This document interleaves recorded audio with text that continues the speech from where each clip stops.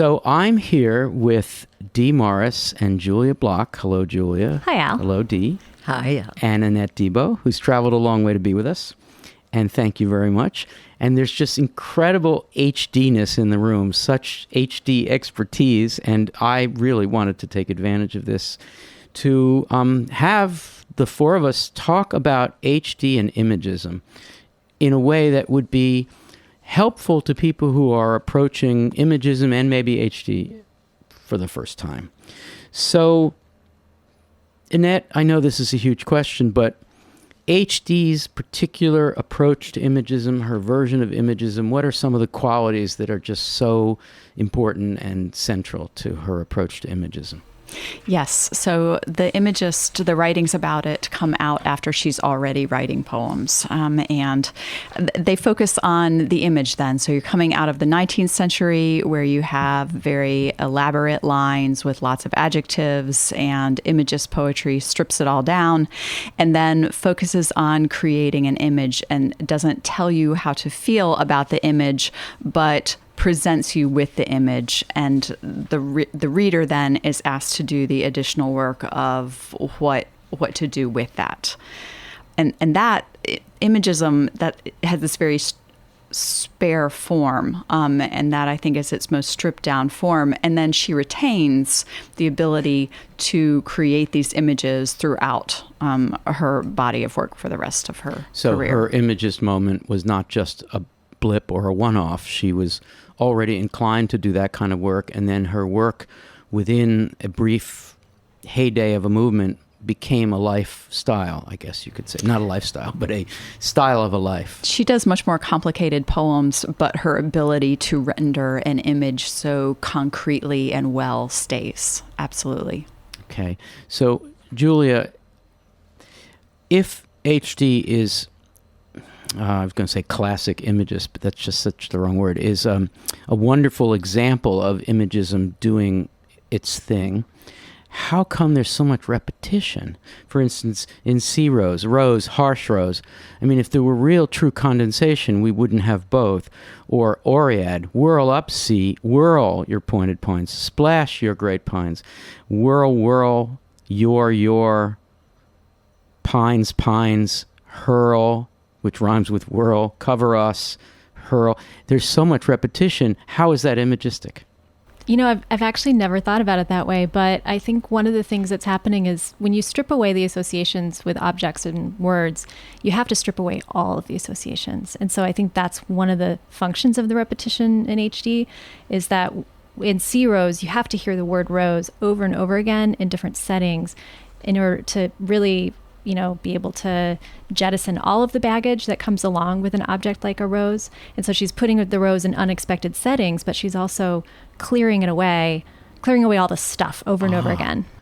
So I'm going to paraphrase that in a slightly different way, and you tell me, Julia and Dee, if I'm doing it badly. To render all of this into one image becomes much too definitive and authoritative or authoritarian, that the HD's way of trying again and again through repetition to try things from different angles implies multi-perspectival, a kind of generosity of view. It implies that there is no one way to do this. How did I do? I mean, I feel like HD's rose is very specific, but in its specificity, it's also trying to disavow cultural baggage or association. So one has to keep going at the tradition of the symbolic rose, and it's encrusted, that's the wrong word to ever use for a rose, but it's encrusted meanings that have created a certain cliche of romance and so forth coming out of the rose. And she has to show it. She can't just tell us, here is a rose, it is not a romantic rose. She has to show us again and again. And so again and again is the key there, because she's not saying, I've got it. She's saying, I've got to keep working at this problem, even though there's going to be some repetition. It's process. Dee, what do you think of all this? I think that's exactly right.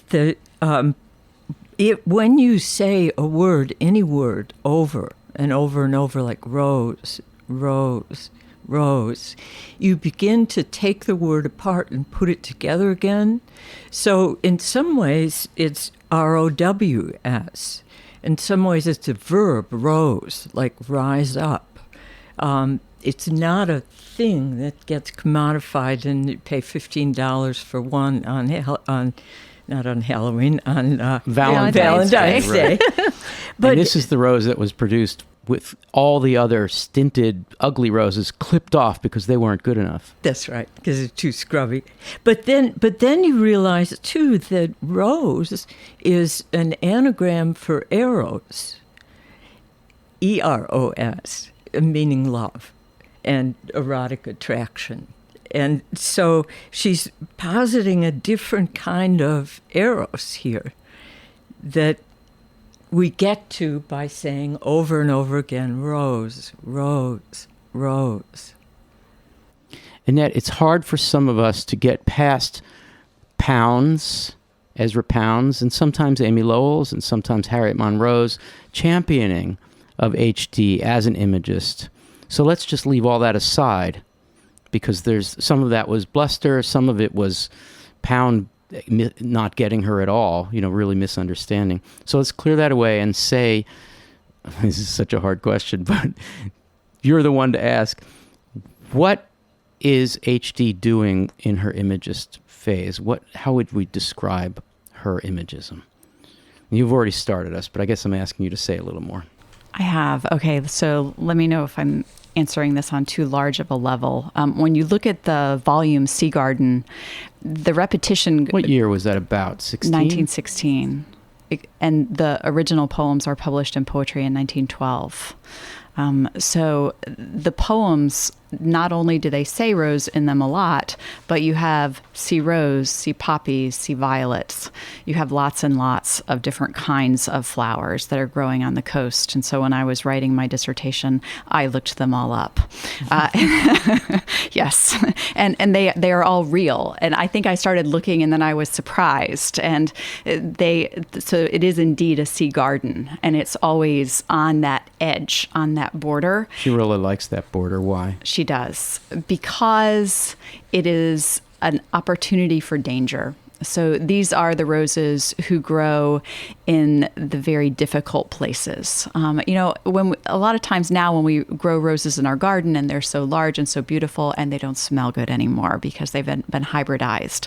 And so HD is going to the far opposite of that. These are the sad-looking, scraggly roses that grow between the land and the sea. So every storm on land or sea, they're taking the brunt of it.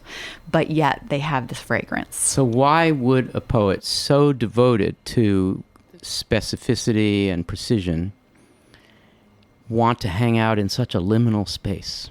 Because it's liminal. Because she was attracted to the liminality despite her tendency to be precise. Yes, the in-between spaces, the border lines, they're generative. They give you more possibilities. More things to work with. Sea Rose ends with a classic HD ending of this period, a question, what most of us take as a rhetorical question. Can the spice rose drip such acrid fragrance hardened in a leaf? I guess the answer is no, it can't. This is the one I have in mind. Yes? No? Dee? I think one of the things that's very interesting about this is that that liminal terrain is a terrain of struggle and fight and stunting and, as she says in Helen in Egypt, eros together with ERIS, which means strife. So love and strife and struggle. So she's coming up with a different kind of eros or eroticism here. And when you get to the end, the eroticism of the spice rose, that perfect rose that is so often in a Carpe Diem poem where sleep with me, you're not going to look so good in 3-4 years. Or even in the morning. Or even in the morning, right. Right. That's just completely thrown out. And what? So it's not anti-romantic. It's anti-capital R romantic. It's anti-commodified romance. Right. Great. Annette, you'd like to introduce a poem called Sheltered Garden. We can't wait to talk about it for a few minutes. Do you mind reading it for us? I'd be happy to read it. Thank you. So, Sheltered Garden. I have had enough. I gasp for breath. Every way ends, every road, every footpath leads at last to the hill crest. Then you retrace your steps or find the same slope on the other side, precipitate. I have had enough. Border pinks, clove pinks, wax pinks, herbs, sweetcress, oh, for some sharp swish of a branch. There is no scent of resin in this place, no taste of bark of coarse weeds, aromatic, astringent, only border on border of scented pinks. Have you seen fruit under cover that wanted light? Pears, wadded in cloth, protected from the frost, melons almost ripe, smothered in straw. Why not let the pears cling to the empty branch? All your coaxing will only make a bitter fruit. Let them cling, ripen of themselves, test their own worth, nipped, shriveled by the frost, to fall at last but fair with a russet coat. Or the melon, let it bleach yellow in the winter light, even tart to the taste. It is better to taste of frost, the exquisite frost, than of wadding and of dead grass. For this beauty, beauty without strength, chokes out life. I want wind to break, scatter these pink stalks, snap off their spiced heads, fling them about with dead leaves, spread the paths with twigs, limbs broken off, trail great pine branches, hurl from some far wood right across the melon patch, break pear and quince, leave half trees torn, twisted, but showing the fight was valiant. Oh, to blot out this garden, to forget, to find a new beauty in some terrible, wind-tortured place. Well, I can see why you feel that's a very instructive poem, because it's almost a kind of editorial overview. It is. And in where she grew up in Pennsylvania, there were lots of formal gardens. So you have the complete repudiation of the cosseted flowers, the carefully taken care of, and it is the roses and the poppies and the violets that grow in the liminal spaces that are interesting to her. Well, I never think of HD as Whitmanian, but if you just let the lines get really long, there's something enthusiastic about the uncivilized and the natural here. Am I crazy seeing anything Whitman in there? Well, it's kind of cataloging, too, in that Whitmanian sense. I mean, she's giving us object after object after object. And it's the poem is seeking to, I don't want to say contain, because it's not about containment, but it's seeking to capture so many different unexpected objects. I think she ties into that trope in American literature, but it's also good to remember that she grew up in a rural area, but not an uncharted area. So she lived outside of Philadelphia, but she could take the trolley into Wanamaker's for lunch. So. Or go see Pound and Williams to hang out with them or something like that. Dee, blot out this garden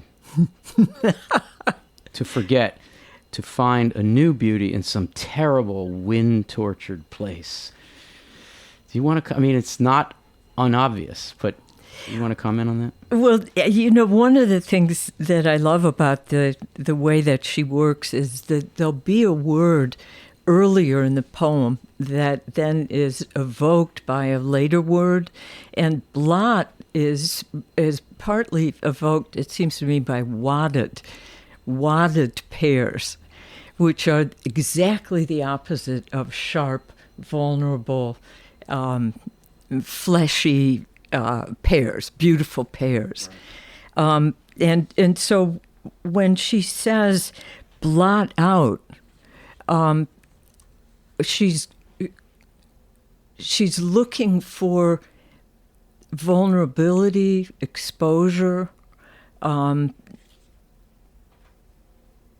experience, which we could go on about this, but I think experience is one thing that's always behind an Imagist poem. That an Imagist poem is set up against a concept, and it's generally a percept, something you see, you feel, you know, and you can't have a percept if you're wadded, Yeah. so to speak. Think of Victorian dress and how those women were wadded pairs. Blot that out. And she's very interested in then how concepts form coming up from percepts. So you need to be in the liminal space. You need to be raked, scraped, dusted, torn. It needs to be terrible, which also means thrilling. Whenever I see in an HD poem a hyphenated, neologic, a new compound noun hyphenation, sometimes a modifier noun hyphenation, it's always positive. It's always been positive because she's trying to create a kind of new category horticulturally and I'm always here. The hyphenations are actually negative. I've had enough. Border pinks, clove pinks, wax lilies, sweetcress. I don't know what that adds up to, but I just wanted to throw that out there. Well, there's half trees also at the end. Leave half trees torn, twisted. So, yeah, and wind tortured is positive too. And, it's just that moment where she does that. Yes, Julia. Oh, just a lot of beauty in the stunted, and it's you don't want things to grow to completion. You want right. Now the pure Imagist, Annette, if there is such a thing, the following the Imagist manifesto, or if you were pound with a red pen, you would cross out, I've had enough. You don't need to say that, right? But she wants that in there. She wants to, I used the word editorialize earlier. Annette, what's your reaction to someone who would say, no, you don't have to have a program here. Just tell us about the garden you would like. And I don't understand your question. So you want to know how that fits in Imagism? Imagism. Yeah, I mean, I think that when we teach Imagism at first, we'll teach zeros, right, which doesn't have any general statements in it. Here, I've had enough is sort of an expressive generalization. Mm-hmm. And when I teach the flower poems, I always teach them with this one. And I think once you read this one, perhaps because it is more developed and it has more personal or editorial statements in it, that then the flower poems make a lot more sense. Yeah. Imagism was very quick. Most of them 6 months, 2 years, 5 years. Pound's statement on vorticism comes out very quickly after his statements on Imagism. He moves on to the next thing, and she's also, considered part of the other things that he is creating. She fits much of the criteria for vorticism as well. I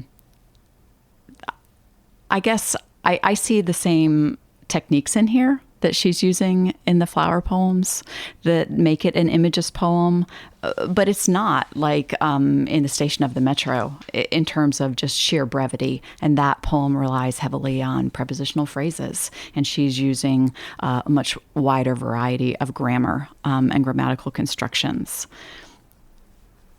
So I thought it might be good for us to go around, all the way around the horn, and say one more thing about HD's relationship to Imagism, or Imagism in HD's hands, that people would need to know when they're encountering HD or Imagism for the first time. So, Dee, what's one last thought on this topic, please?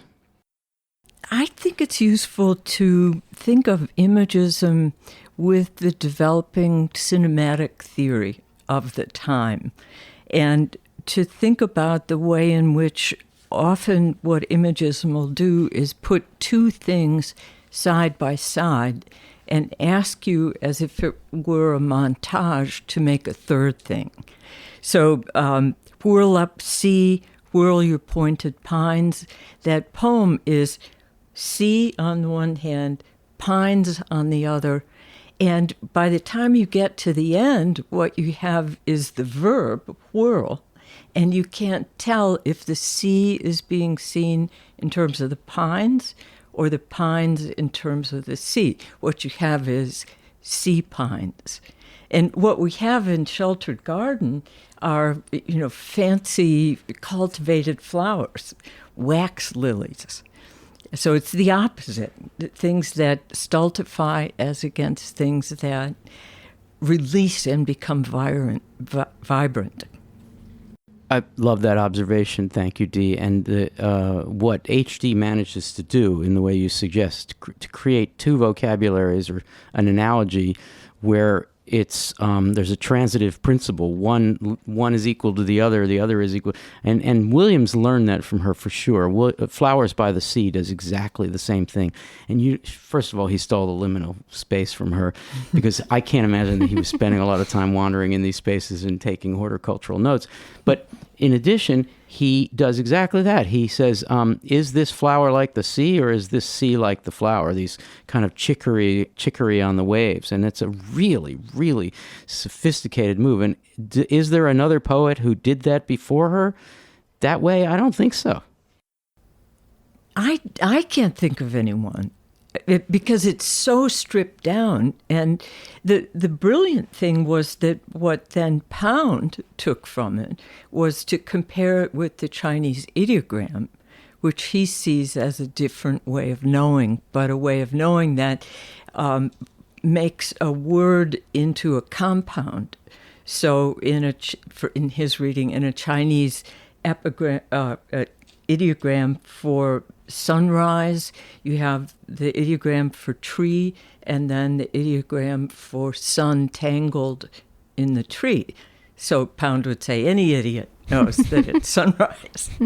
And what she seems to be doing here is a whole other epistemology, trying to trace a kind of energy that runs both through the tree and the sun, or both through the rose and the sea and the pines.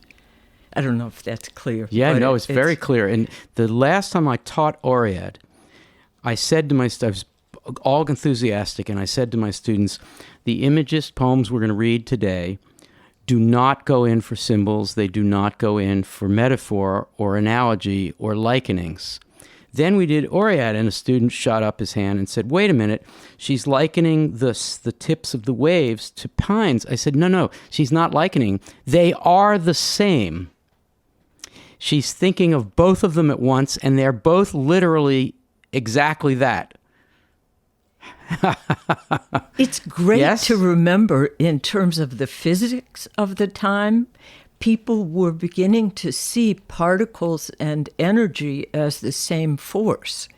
So what she's doing here is showing a kind of energy that runs through all sorts of different particles. And Williams picks that up in his work with, for example, X-rays and Madame Curie. Yeah. Interesting. Great. Okay, Julia, final thought on this? I think this is somewhat related to what you and Dee have been talking about, but I really notice all of HD's pronouns. So she refers to the sea as you. She refers to the sea rose as you. There's a lot of us. There's a lot of I in Sheltered Garden. And so that might strike us as confusing at first. What are all these pronouns doing in these poems about objects and images? And I think the answer is that HD's Imagism disperses the pronouns. The I is not fixed. It gets stripped away over and over again. So does the you. And in personifying all these objects, she's doing even more to get us to the kind of core of them, while not at the same time not fixing them in one stable meaning. And if she is the, in my opinion, best instance of Imagism, at least for the sake of teaching it, then Imagism must do those things, including those pronouns. Maybe that's what Imagism was supposed to do. Maybe the manifestos just confused us all along. I mean, I think HD reminds us that the poem is still spoken by somebody, even if that somebody isn't, biographically pin downable. Right. She's not fibbing about a subjectivity. She's putting the subjectivity in there. Right. Yeah.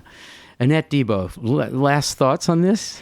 I guess I think with Imagism, it's important to differentiate that she's not writing the manifestos.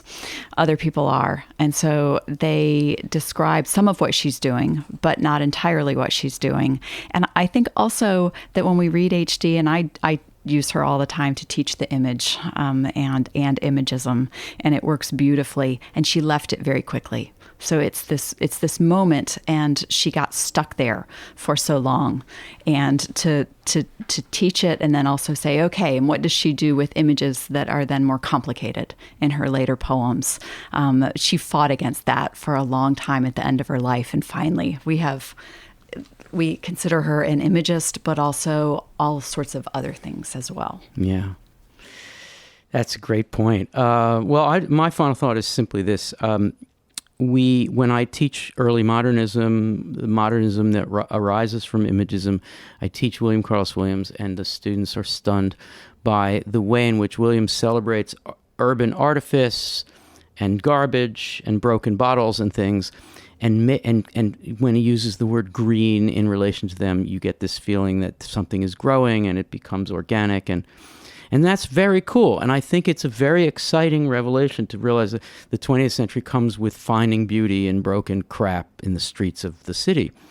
But HD reminds me is that the broken crap can be found in nature, that you don't have to be looking for broken bottle. I mean, there's something exaggerated about Williams' celebration of the broken bottle. It's nice. It's fantastic. I love it. And it's very instructive. But you don't have to go to artifice to see it. You can go to nature and see that the whole thing's been broken all along, and that the problem is the ideology of wholes that taught us that nature always has to be perfect. And in fact, if we were just looking closely, it's really fragmented. It's really desperately broken. This has been so much fun. Dee Morris, thank you so much. Thank you, Alex. So you have written on HD, and anyone listening to this can simply, I think, under the name Adelaide Morris, so that you just have to look. You're shaking your head. Have you signed Dee Morris on a book? No. Adelaide Morris. Yes. And Yes. Julia and I have not published on HD, or am I wrong about that? I have not published, but I've written many words on HD, but not published them yet. So you should soon. Yes. And Annette Debo has written and edited books about and by the editing and by HD. Yes. And it's Debo. And I hope listeners will go and find those books and be happily instructed. Thank you all for doing this. Thank you. Thank Thank you. you, Al.